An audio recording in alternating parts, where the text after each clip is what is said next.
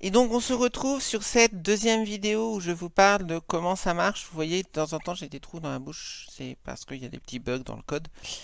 Alors, c'est un code de Monsieur Gurav Chatterjee. C'est un code en Python avec la librairie OpenCV. Je vous mettrai dans la description les liens pour télécharger Python, pour vous expliquer comment on installe. C'est assez simple d'installer Python et OpenCV. Il suffit de taper quelques commandes, n'ayez pas peur. Alors qu'est-ce que ça fait cette petite chose? Donc c'est la cape invisibilité de Harry Potter. Donc tout d'abord on récupère. Alors CV2 c'est OpenCV. NumPy c'est un truc pour pouvoir récupérer des informations, faire des calculs plus compliqués avec Python. Je ne vais pas aller plus loin dans le détail. Time c'est pour savoir combien de temps on attend, parce qu'il y a des moments où on attend. Qu'est-ce qu'on va faire? Alors on va lire la webcam. Donc la webcam, c'est une vidéo capture. Donc vous voyez, elle est juste là. 0, c'est la webcam principale du PC. Et ici, je mets un cv2.cap des shows. Alors ça, moi, j'ai ajouté, j'ai fait des petites modifs quand même sur le code. Le cv2.cap des shows, c'est simplement pour pouvoir changer la résolution, parce que par défaut, la résolution est en 640 par 480. Moi, j'ai voulu la mettre en 720, donc voilà. Après, on dit au système, attends 3 secondes, parce qu'il y a besoin que la webcam démarre, etc. Donc, attends 3 secondes, comme ça, on est sûr. Ensuite, on dit que l'arrière-plan de l'image va être égal à 0, c'est-à-dire qu'il est égal à noir, 0 c'est noir, pendant un certain temps, donc là c'est 60 ticks, donc c'est pas 60 secondes, c'est en gros 60 ticks dans Minecraft, à peu près pareil. Je récupère en fait, je lis mon image, donc je fais une lecture, un read, et ça je dis que c'est mon background. Alors pourquoi est-ce que je le fais pendant 60 secondes? Tout simplement, enfin pendant 60, pas 60 secondes, mais pendant 60 ticks, tout simplement parce que sinon, mon arrière-plan va être un peu flou, peut y avoir des petits problèmes au démarrage de la webcam. Donc j'attends un certain temps et je dis que ça, c'est mon arrière-plan. Alors, vous voyez qu'ici, on fait un petit flip autour de l'axe 1. C'est tout simplement pour que ce soit un effet un peu miroir, plus que la webcam de base, que quand on lève une main, vous voyez là, si je lève la main droite, je suis en effet miroir. Ensuite, je lis chacune des frames, donc des trames de ma webcam. Si jamais ça marche pas, je m'arrête. Ça pourrait arriver qu'il y ait une erreur, qu'il y ait un problème, que la webcam s'arrête, que je débranche le câble. Donc pour éviter de faire bugger le programme, on le fait comme ça. Ensuite, j'ai un petit compteur qui me dit combien de temps j'ai duré le truc. C'est juste histoire de dire que j'ai un compteur, je m'en sers pas après. Qu'est-ce que je fais ici? Je refais le flip, toujours pareil pour avoir les choses en miroir. Si je le fais pas en miroir, ça va être problématique. Et ensuite, c'est là qu'on arrive sur des trucs de traitement d'image. Donc ici, je prends mon image, je convertis la couleur pour passer de RGB, rouge, vert, bleu, red, green, blue, à HSV, Hue, Saturation Value, teinte, saturation, valeur. Pourquoi est-ce qu'on fait cette modification-là? Tout simplement parce que le rouge de la cape d'invisibilité, le rouge est beaucoup plus facile à détecter en HSV qu'en RGB. En HSV, le rouge, c'est entre 0 et 10 pour la teinte et entre 170 et 180 pour la teinte. Après, il y a d'autres teintes qui font du rouge. Par exemple, on pourrait aussi dire que la peau, il y a un petit peu de rouge dedans. Mais pour éviter justement ces problèmes-là, on va prendre que la teinte la plus rouge. Donc entre 0 et 10 et entre 170 et 180. Ensuite, qu'est-ce que je fais ici? Je génère un masque pour détecter le rouge. Ce masque, je vais lui dire qu'il va depuis le bas, donc le bas c'est 0 en teinte, 150 en saturation, 50 en valeur. Et le haut, ça va être 10 en teinte, 255, 255. Les valeurs vont de 0 à 255. C'est 1 octet. Donc 1 octet, c'est 0, 255. On reparlera de ça si vous voulez plus de vidéos comme ça.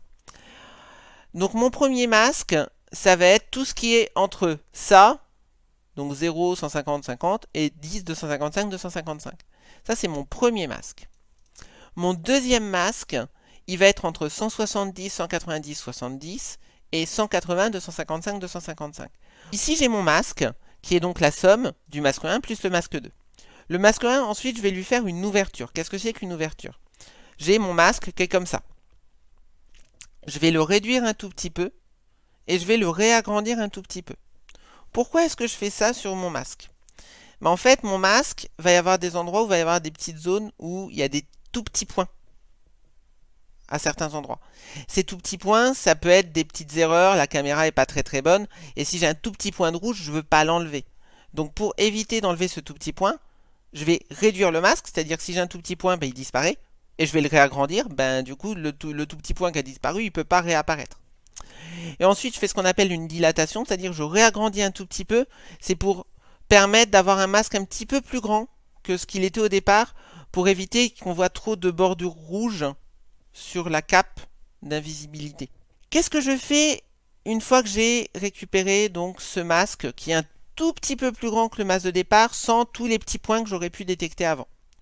Eh bien, je vais faire un note. Alors un note, c'est-à-dire que j'ai mon masque où tous les points en rouge apparaissent comme des 1.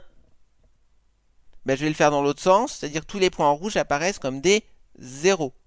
Pourquoi est-ce que je vais le faire apparaître comme des 0?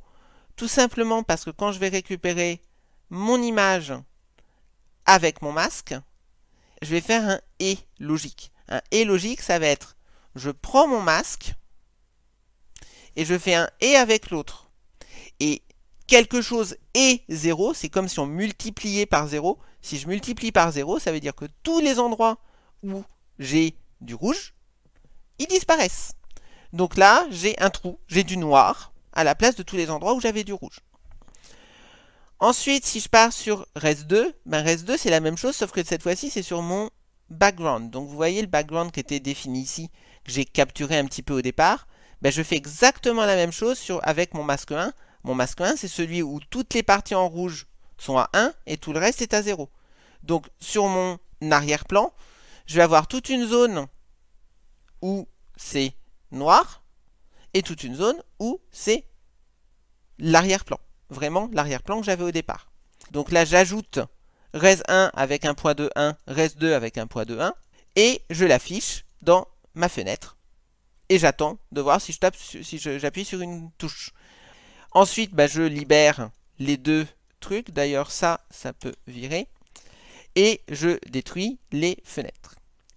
Alors, vous allez me dire, ouais, mais c'est bien gentil de nous montrer ça, mais c'est quand même super compliqué de s'y retrouver. Donc ce que je vais faire, j'ai enlevé la fenêtre. Je vais dire que là, j'ai un masque 1 et un masque 2. Et là, je vais vous montrer ce que ça donne res 1 et res 2. Donc, quand je lance mon programme, alors il faut que je l'enregistre quand même. Quand je lance mon programme, il ne faut pas que je sois devant. Donc, vous n'allez pas me voir.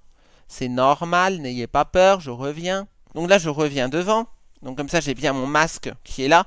Donc ça ne va pas être un masque parfait, hein, mais c'est pas grave, c'est juste pour vous montrer ce que ça donne. Ensuite, on va ajouter ici, je vais m'ajouter des captures de fenêtres pour choper les autres fenêtres. Alors, hop là, masque 1. Ok. Donc ça, c'est mon masque 1. On va ajouter le masque 2, mon masque 2. Ok. Donc ça, c'est mon masque 2, ça, c'est mon masque 1. Et ça, c'est le résultat final. Donc, qu'est-ce qui se passe maintenant si je prends du rouge? Je vais prendre un stylo. Le stylo rouge, je vais le faire apparaître. Vous voyez que sur le masque 1, qui est là-haut, là, celui qui est là-haut, le masque 1, le stylo, il apparaît en noir. Sur le masque 2, on voit bien mon arrière-plan qui apparaît au fur et à mesure. Et donc, quand je fais la somme des deux, ça fait que je mets mon arrière-plan à la place de l'image. Donc, j'ai un trou dans la tête. Donc là, on a bien notre stylo qui devient quasiment invisible. Alors, je dis bien quasiment invisible, tout simplement parce que sur les bordures du stylo, vous voyez qu'il y a encore des petits trucs rouges qui sont faits, tout simplement parce que c'est pas très précis. L'objectif ici, c'était pas d'avoir le logiciel le plus précis au monde. Donc voilà pour cette vidéo d'explication du code. Je vous posterai un pest bin pour que vous puissiez tester ça. Donc avec les nouveaux masques, etc., etc. Donc ça, vous pouvez le tester. Testez-le, je vous mets aussi le lien vers le truc de départ, je vous mets toutes les infos pour pouvoir refaire ça. J'espère que cette vidéo d'explication vous aura plu. Si vous en voulez plus, ben, mettez des pouces bleus, des commentaires, des choses comme ça. Et puis, ben, à bientôt tout le monde. Salut!